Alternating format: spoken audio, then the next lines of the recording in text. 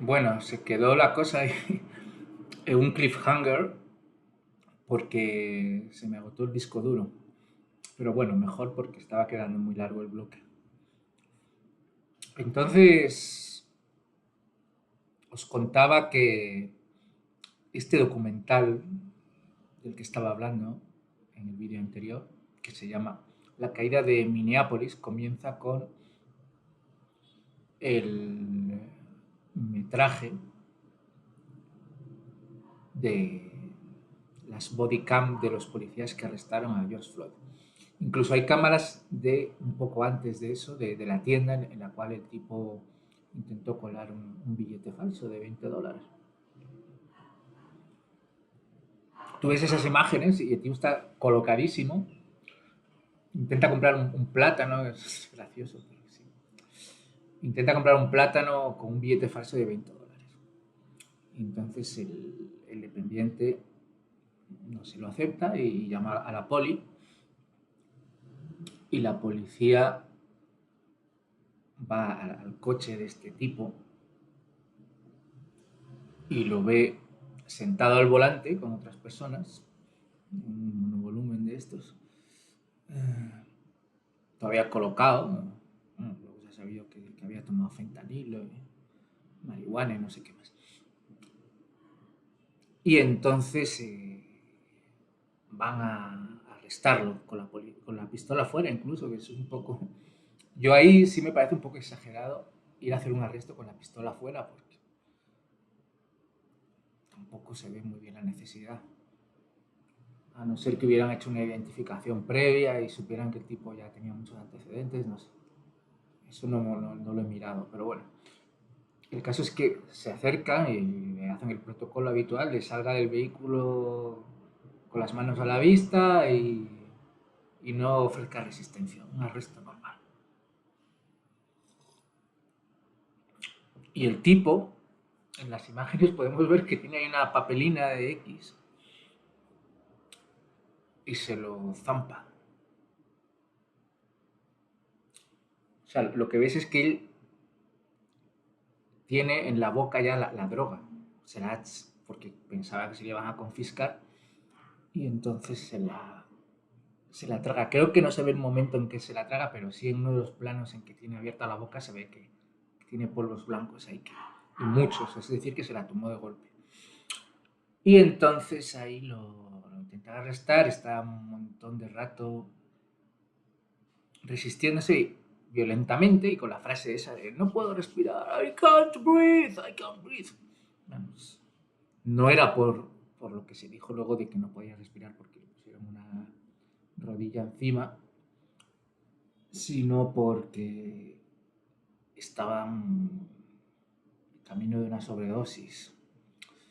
Eh,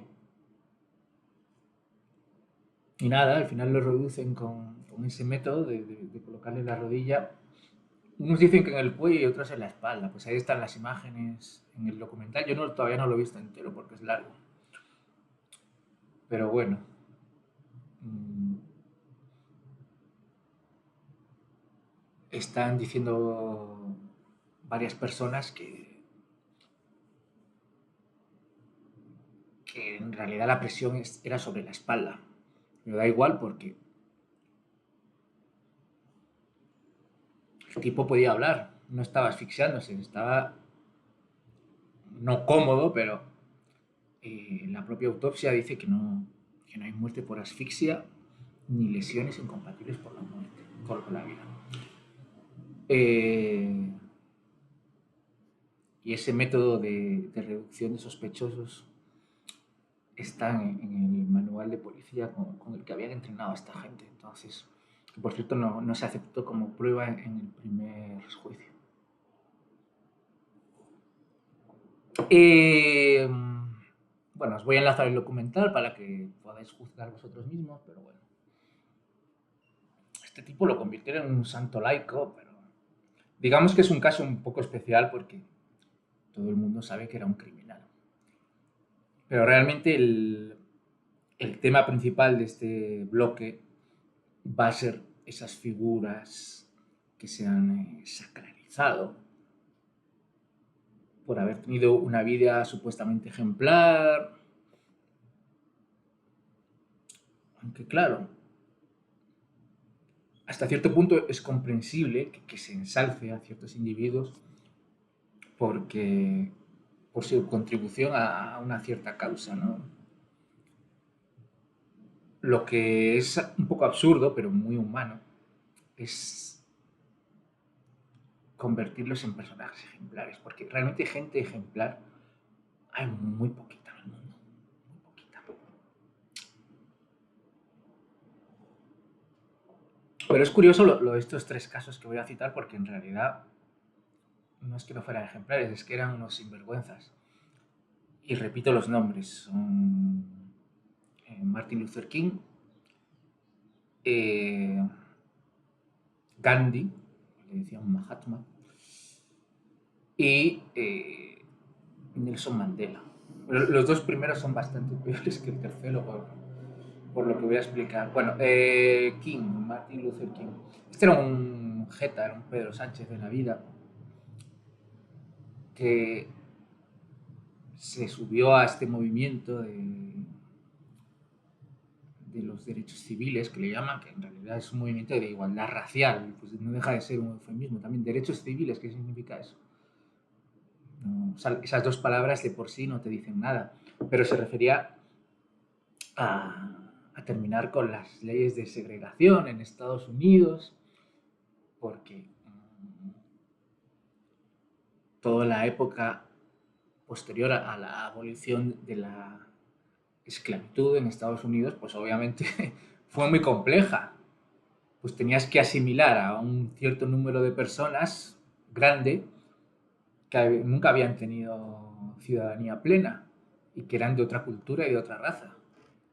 Pues obviamente todas esas décadas fueron bien complicadas. La guerra civil estadounidense, no sé si termina a finales del 19, y este movimiento de los derechos civiles es hasta bien entrados los 60. O sea, hablamos de como de 7 décadas. Claro, pues eso tú lo puedes atribuir al racismo de la sociedad. La gente es racista. Bueno, eso es cierto parcialmente. Hay estudios antropológicos muy serios, nada conspiranoicos, que dicen que hay un rechazo instintivo al diferente, incluso en bebés. Incluso en bebés. Un bebé ve a un niño que es diferente a él y le despierta una desconfianza instintiva, ¿no? No quiere decir que los bebés sean racistas, ¿no? A ver, ¿no? Por favor, no pongan cosas en mi boca que yo no digo, pero hay un instinto hacia que nos hace ser precavidos hacia lo diferente, ¿de acuerdo? Pero no podemos atribuir los conflictos raciales de ningún país solo a eso, porque cuando confluye una raza con otra, son gente que viene de lugares diferentes, lugares físicamente distintos, culturalmente distintos. Y eso nunca va a ser fácil mezclarlo. Y realmente el hombre occidental, el que ha surgido en Europa principalmente, va a ser normalmente bastante más abierto a la asimilación de otras culturas que el oriental. Y eso lo podemos comprobar facilísimamente. ¿Qué países tienen más tasa de inmigración y diversidad racial? Estados Unidos y Europa. Eso es así. Eso es así. Tú vas a África, ¿qué ves? Magrebís y negros. Es una palabra fea, negro, es un adjetivo normal y corriente. Magrebís y negros. Los magrebís son los que están por encima del Sáhara y los negros, pues, lo que están en lo que siempre se llamó el África negra, África subsahariana. Tú vas al Medio Oriente ¿Y qué ves? Árabes. Árabes.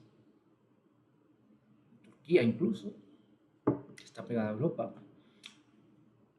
Eh, yo no creo que en Arabia haya muchísima diversidad racial. En Arabia Saudí o en Irán, pues tienen sus etnias y también hay población negra, pero vamos. En China, que chinos. En la India, resulta que tienes indios con sus etnias y sus castas, y tienes también los musulmanes, pero precisamente no se pueden ni ver. A lo mejor es que no es tan fácil eso de mezclar culturas y razas. Japón es monorracial. No hay tu tía. En Japón, el 99% de la población son japoneses raciales.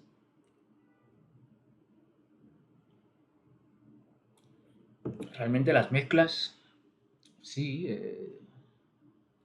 las puedes ver mucho en Sudamérica, donde vivo yo, pero es que eso ya es una especie de occidente empobrecido.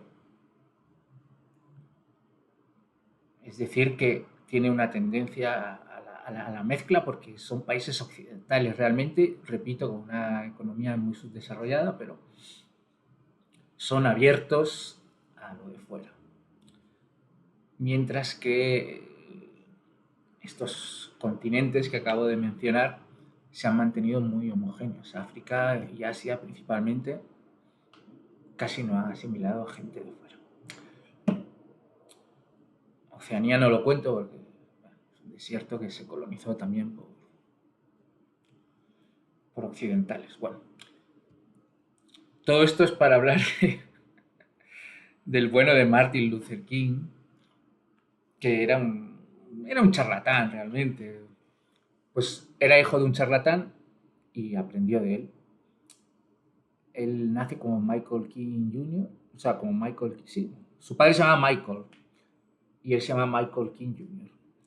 Y este padre de él tiene una revelación religiosa cuando el niño tiene como 5 años y le cambia el nombre a los dos. Se pone Martin Luther, el padre, y al hijo le pone Martin Luther King Jr., pero no va al registro civil a cambiarlo. Se ve que era mucho trabajo.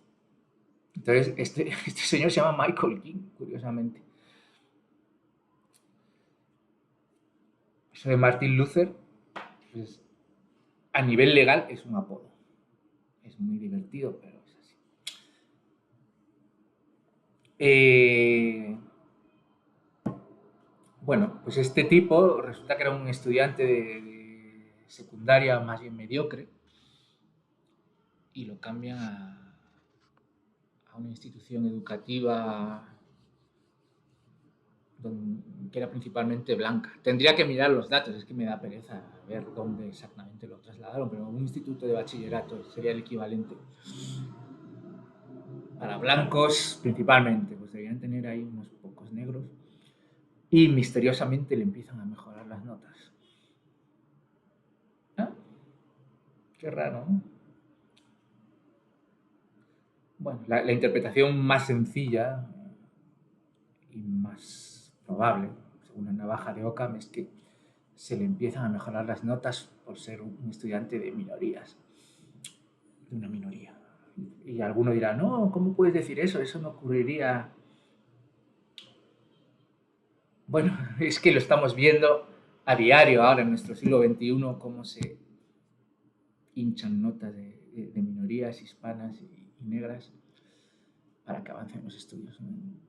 Eso simplemente fue un caso temprano.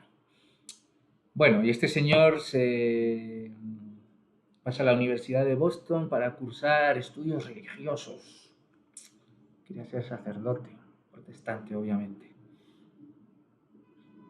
No sé si hay muchos negros católicos en Estados Unidos, pero creo que no muchos. A ellos les gusta eso, el rollo del protestantismo y los coros así de gospel. Bueno, aquí en Colombia hay,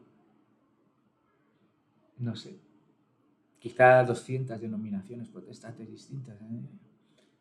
En cualquier calle que tú salgas a caminar hay una iglesia de estas con un pastor autoinvestido. Bueno, en fin, es muy curioso. Pero no, Luther King lo estaba haciendo bien. Es un estudio universitario en la Universidad de Boston, que es importante. Pero resulta que era un poco perezoso el tipo, un poco bastante. Y empieza a copiar textos para sus trabajos sin atribuir. Lo sabemos porque se conservan en sus archivos. ¿No? Esto tampoco es conspiranoico. Y entonces cuando llega la hora de presentar su tesis, hace un Pedro Sánchez. Pues presenta la tesis y tiene como un, no sé, como un 20% o más de pasajes copiados literalmente de otros trabajos. En este vídeo voy a dar muchos datos así de memoria porque me da pereza estar mirando y además ya sabéis lo que pasa, que si uno trastea con el ordenador a veces se le corta la grabación porque uso la app de la cámara de Windows que es muy mala y se corta muy fácilmente. Bueno, pero un porcentaje alto de su tesis está plagiado de diversos trabajos publicados anteriormente. Y esto en cualquier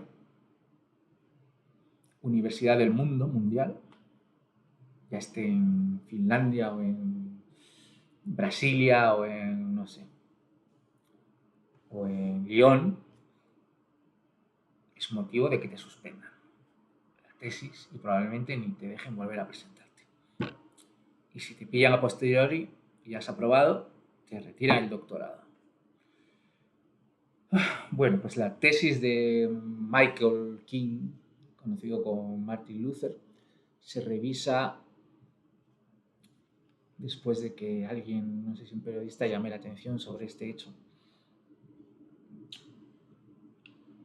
En el año 90 o 91. Y el panel directivo de la Boston University contrasta los textos, que es algo muy fácil de hacer, y comprueba el plagio. Y entonces hacen un comunicado que está recogido en New York Times, no en la hoja parroquial, ni en OK Diario, ni en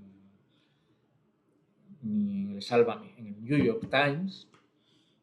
Está recogido el comunicado de la Universidad de Boston que dice que el comité que ha estudiado eso ha encontrado pruebas de que esa tesis se plagió. Y respecto a si retira el doctorado del señor King o no, dicen literalmente que al ser un señor que ha fallecido 30 años atrás, no serviría a ningún propósito.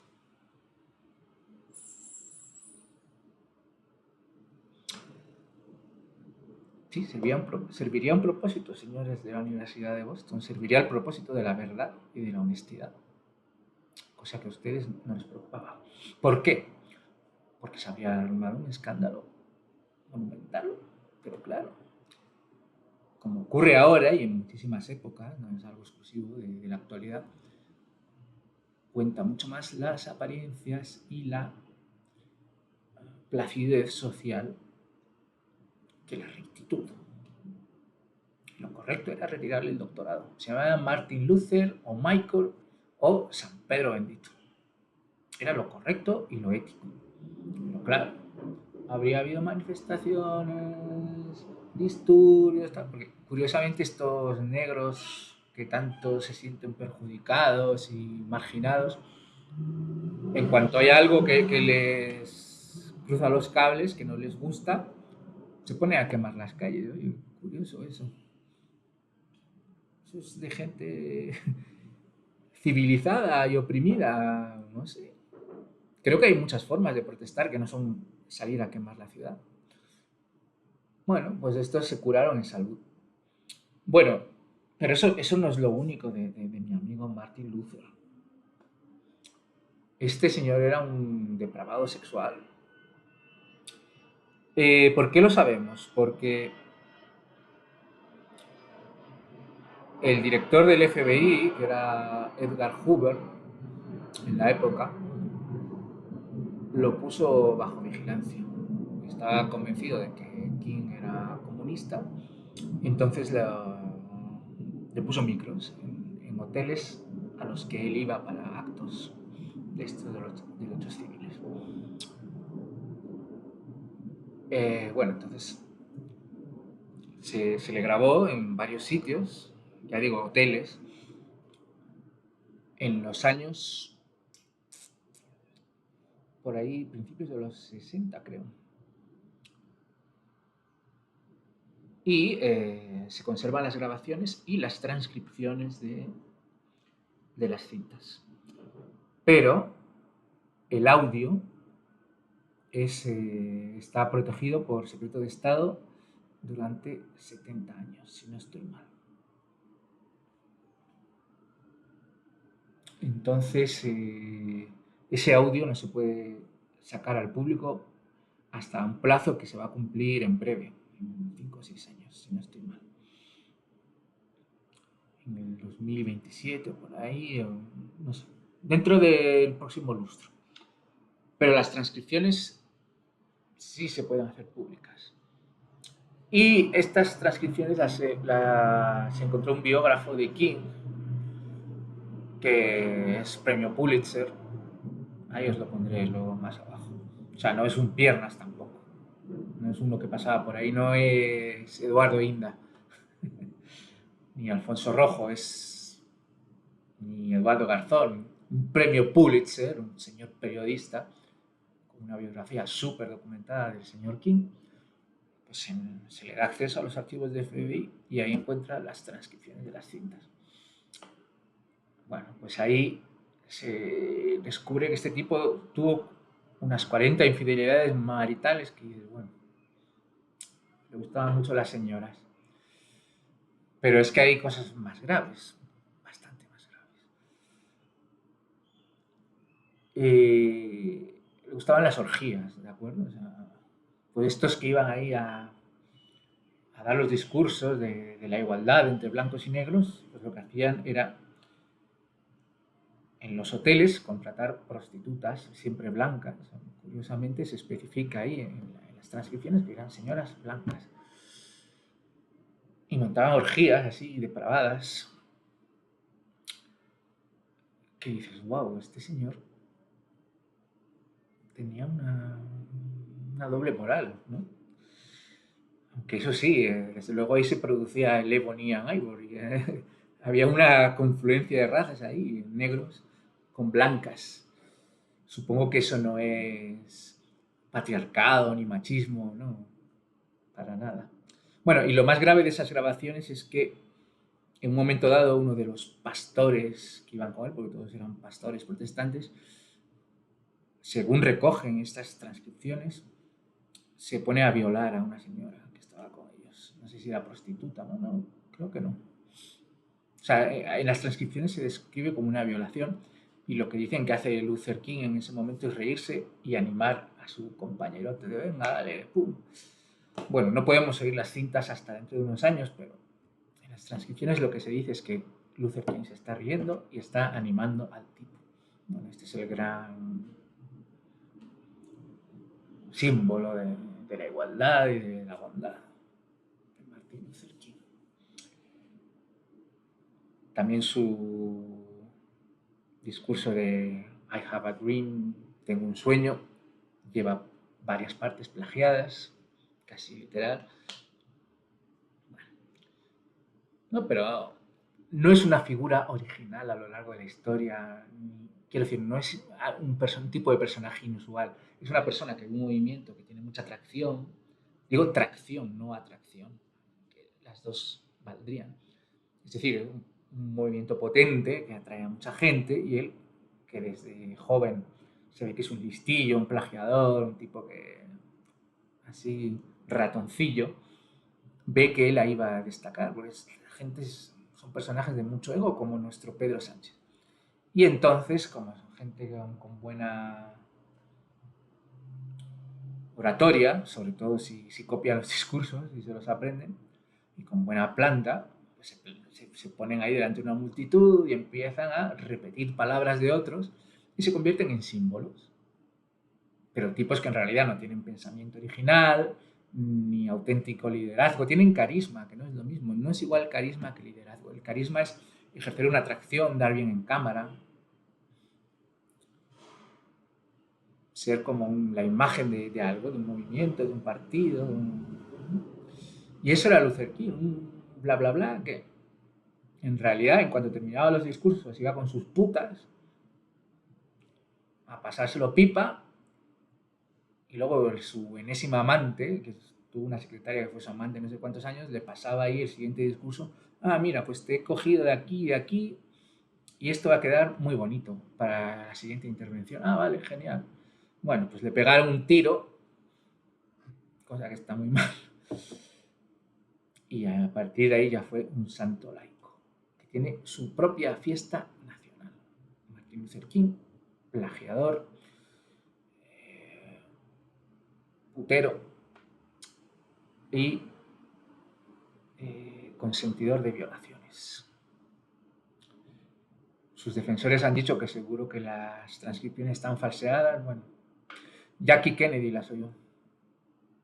Eso fue famoso y dio entrevistas sobre ellas y dijo que estaba horrorizada y que Luther King le parecía un absoluto hipócrita.